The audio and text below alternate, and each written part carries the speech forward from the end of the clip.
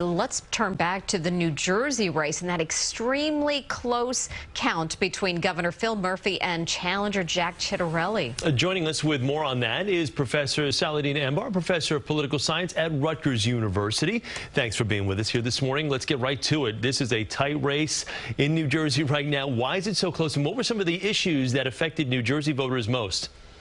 Well, it's tight in part because Republican voters are animated and Democratic voters are a bit down. It's also close because no Democrat has won re-election in New Jersey since 1977. And so structurally, it's very difficult for the Democratic base to get out there in an off-year, odd-year election. But make no mistake, the issues such as taxes always resonate in New Jersey.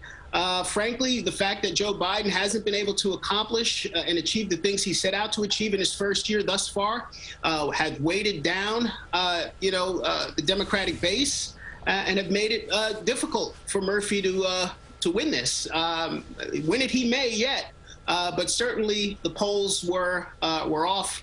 And couldn't account for the lack of excitement and enthusiasm among Democratic voters. Yeah, I wanted to ask you about that. So we have Ciattarelli up by about 1,200 votes right now.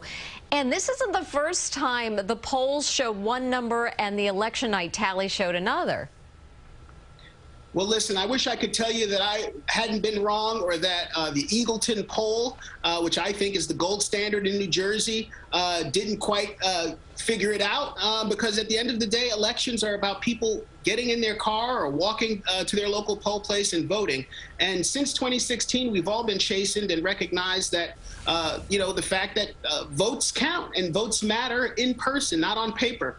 And so we are in a different kind of political environment now, the beginning of the Trump era, if you want to use that expression. And I think Murphy was right to run as if he were 10 points behind. I think he and his team knew that this was going to be much more difficult than people thought, or people like myself, frankly, pundits and professors who thought it might be a bit of a wider margin. I think he understood it was going to be much closer. We can't really rely on polls the way we used to. And how this election correlates nationally now with what's happening here in New Jersey, also what's happening in Virginia. How do you think this is going to impact the 2022 election? Well, a year is a long time, an eternity in politics, but make no mistake, Democrats have a wake-up call. And they're going to have to achieve things on the national level, because very seldom anymore are races strictly localized. You saw that in Virginia. You see that in New Jersey.